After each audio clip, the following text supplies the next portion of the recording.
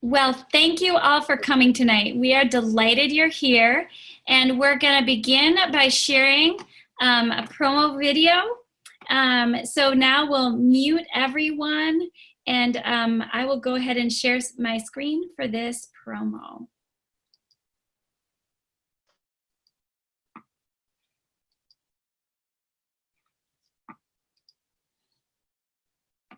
Well, I'm going to say what I'm going to say to all of the clergy moms.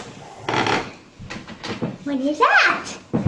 We are in this together.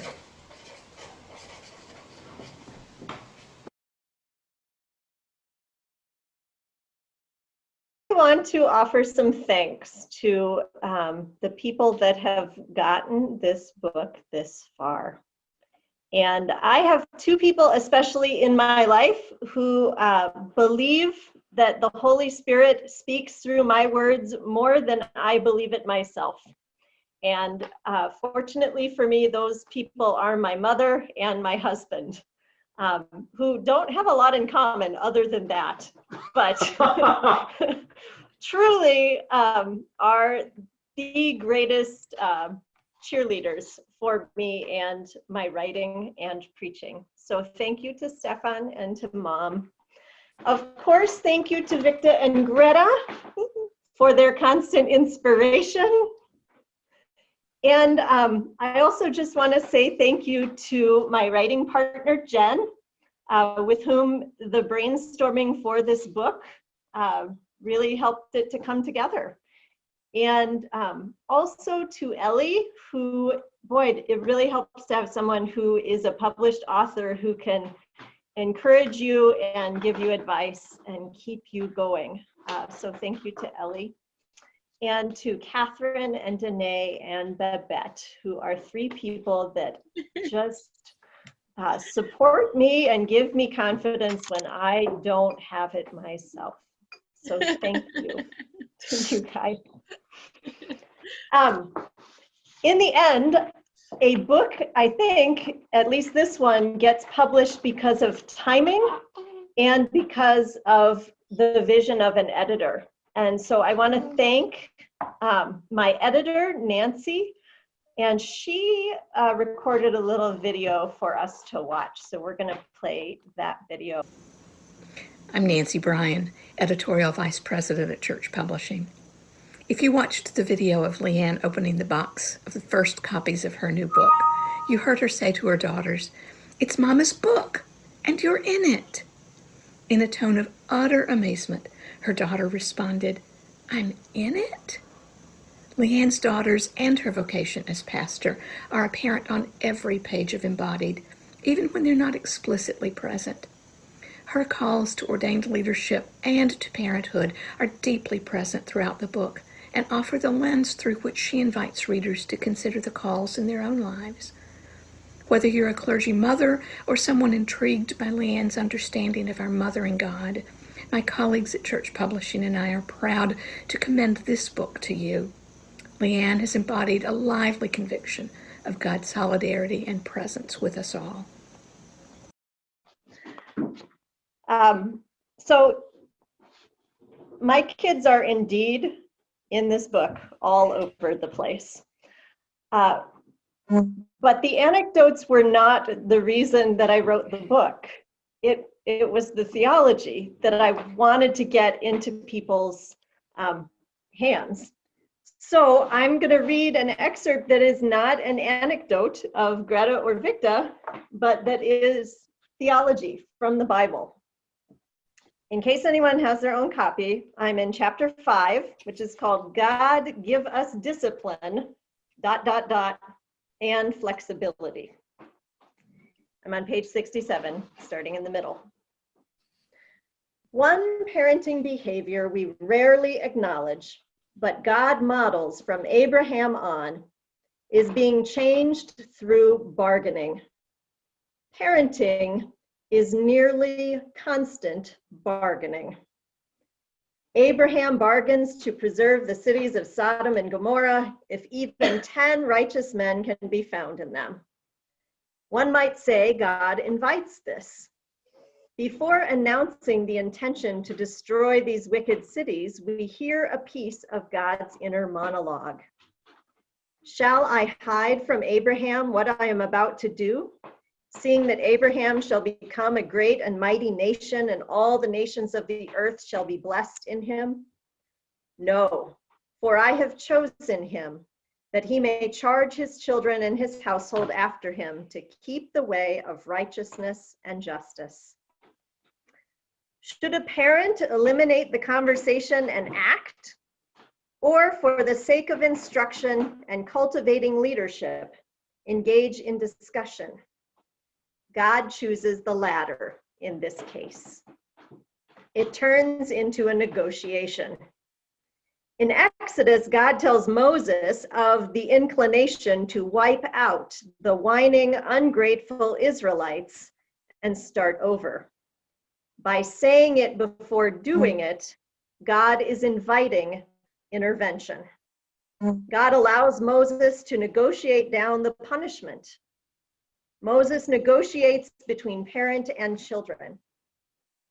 To witness God being talked out of this motherly anger makes the God as parent metaphor more real to me, not less.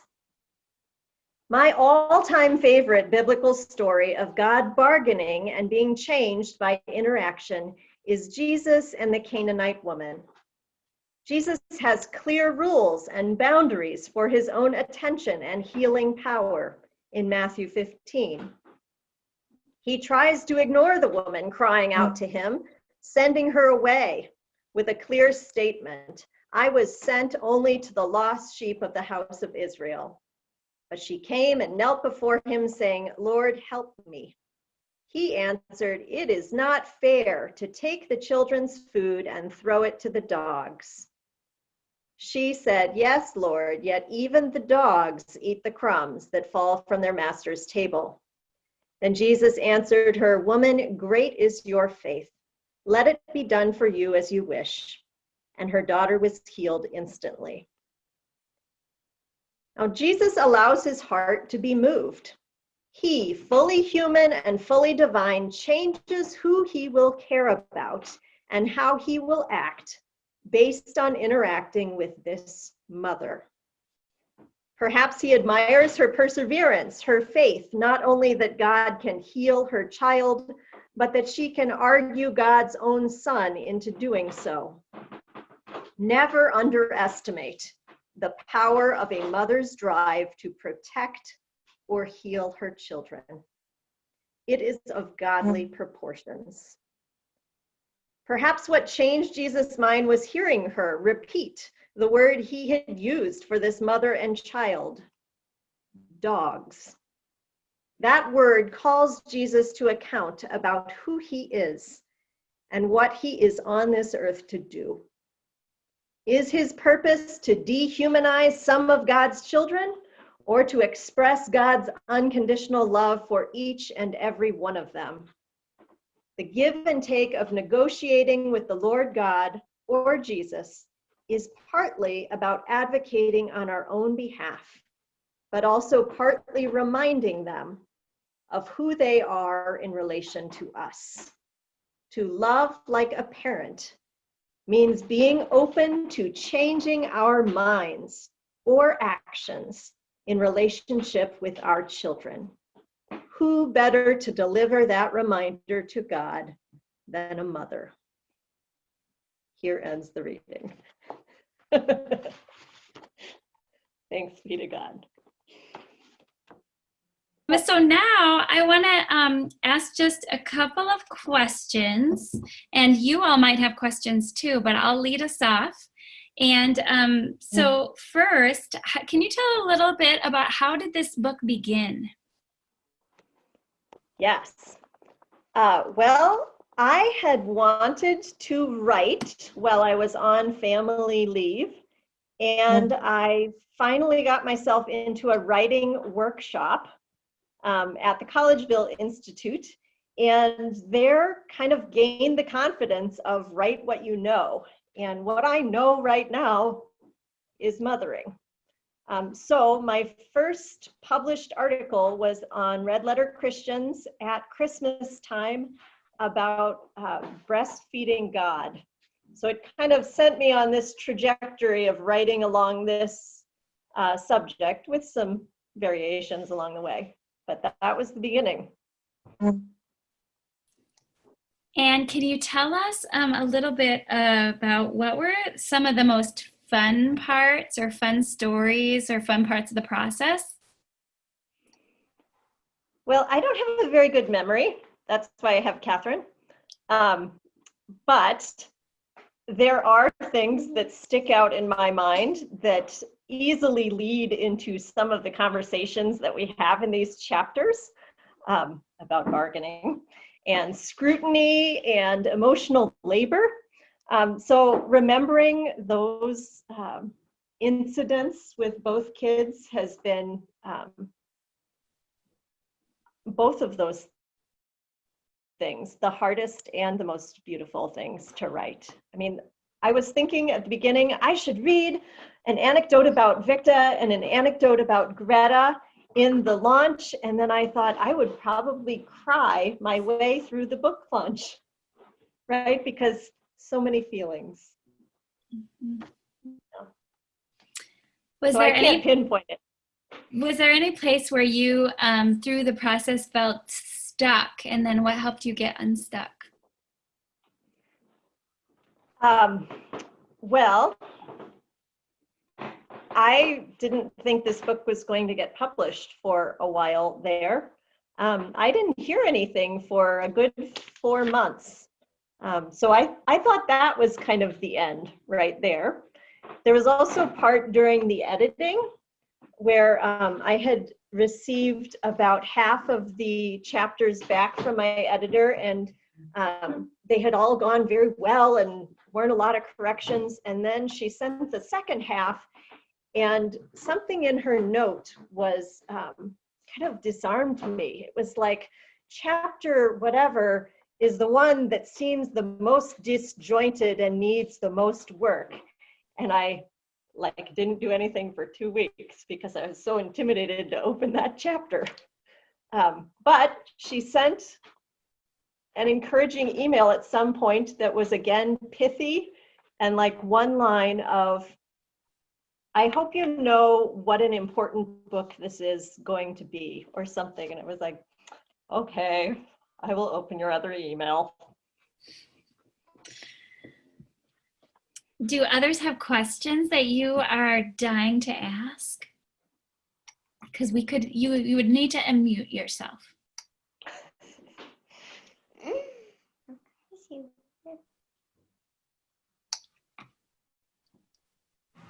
I have a question, Joy, Leanne. Yeah, please. I was just wondering, it's Catherine, by the way. Hi, everyone. I think I know almost all of you from some walk of life. Leanne, I was just wondering if you had a favorite part of this particular book, or if that's too complicated, maybe a favorite part of the writing process itself. Well, as in my sermon writing process, I feel like the first draft is the most exciting, and then it's when I feel like everything is inspired and so interesting, and then I go back and look at it and I'm like, wait, what was I thinking here? That was not actually fabulous. So writing things initially was probably the best stage of the process, but editing is hard, and self-editing before you have been picked up by a publisher is also very hard on the ego, and you also don't know what you're doing, so that's also tricky.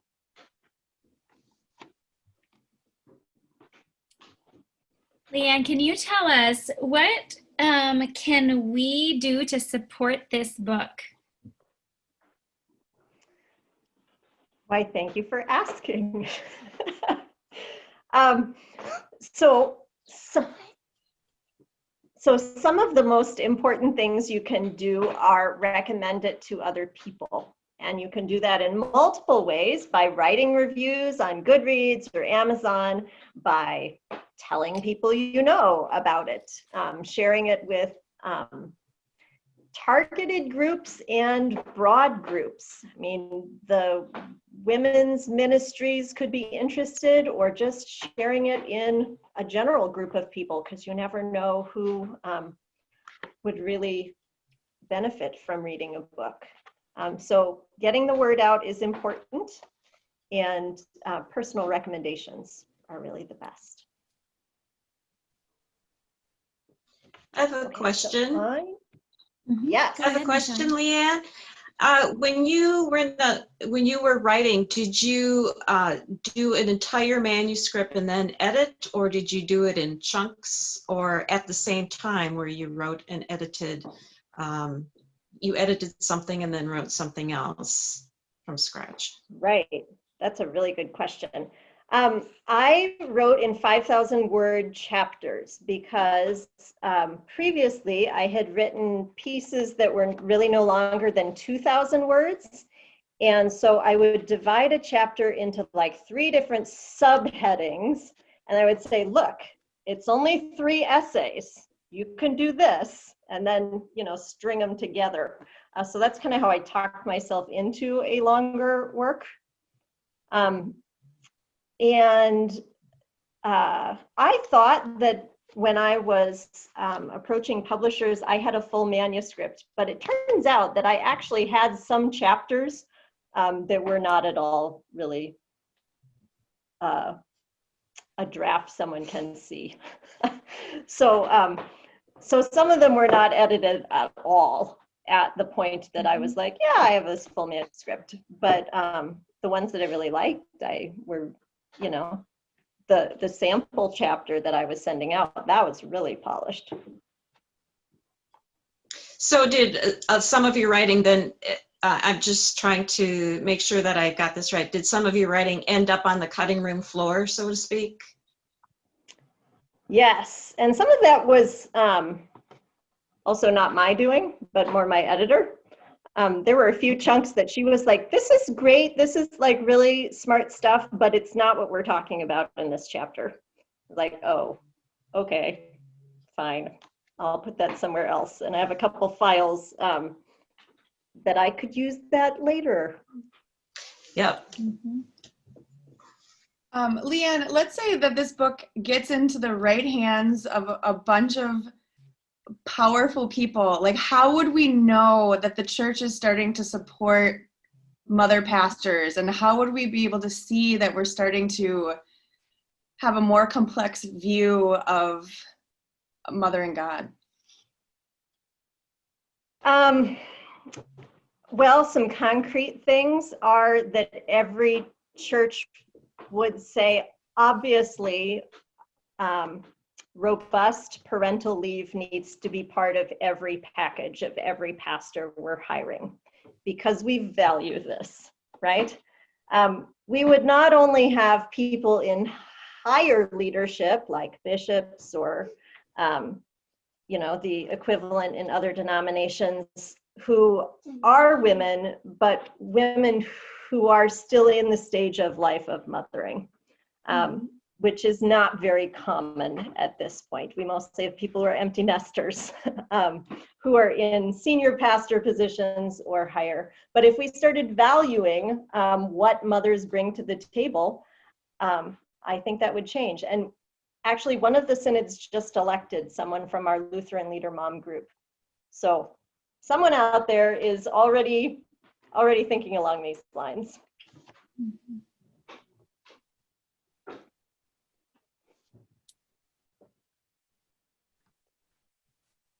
Any other questions? Good question.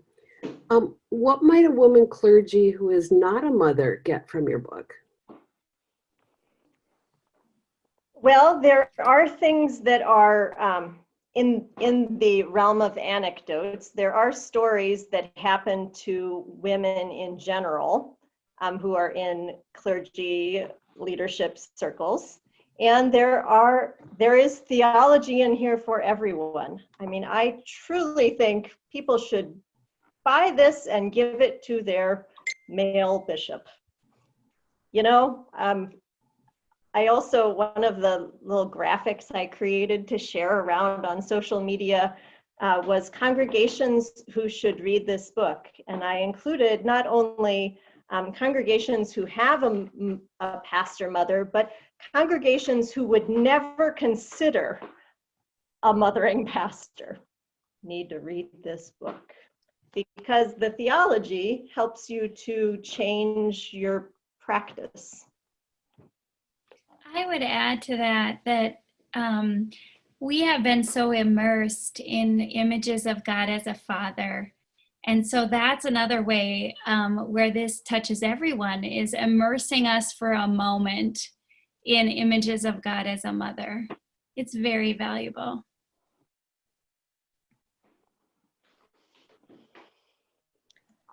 Ann, this Hi, is Aunt Jane. Jane. It's Aunt Jane. Hi, Aunt Jane.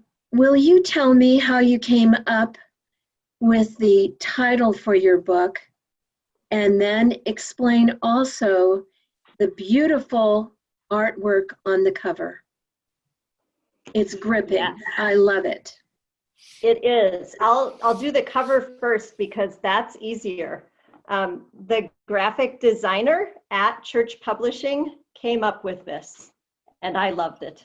That was how that happened. We had talked about ideas, and I had shared a photo actually from when I was pregnant with Greta and Victa was little, and they thought, oh, that's a good image. Maybe we could do something with that. And then they came back with this, and we were like, oh no, this is it. This is wonderful. Yeah. It is. Bravo. The title, I always had the subtitle, The Solidarity of a Mothering God. That's what I thought the title should be. And I was coached by my editor that book titles now must be no longer than 2 words because it needs to be visible on the thumbnail on someone's phone. So we had to kind of brainstorm. And so this was in a conversation with her that I said, well, how about Embodied? And then I can do as long of a subtitle as I want. She said, yes, you can do as long of a subtitle as you want. I was trying to call it Clergy Mamas, and they, I think that struck them as too informal. Oh. That's Well so done. great. So we have the opportunity now for everyone. I don't want to cut off the questions though. Who's the question? It's a husband. Stefan Yeah, has a Stefan? How many exclamation marks are in your book? Yes. 0. No, I was allowed 2. It is specifically in the guidelines for church publishing. It says a manuscript from Church Publishing Inc. will have no more than 2 exclamation points. So I used them both. That was a great question. I'm super glad. So thanks all. Leanne, do you want to say anything to us as we close tonight? I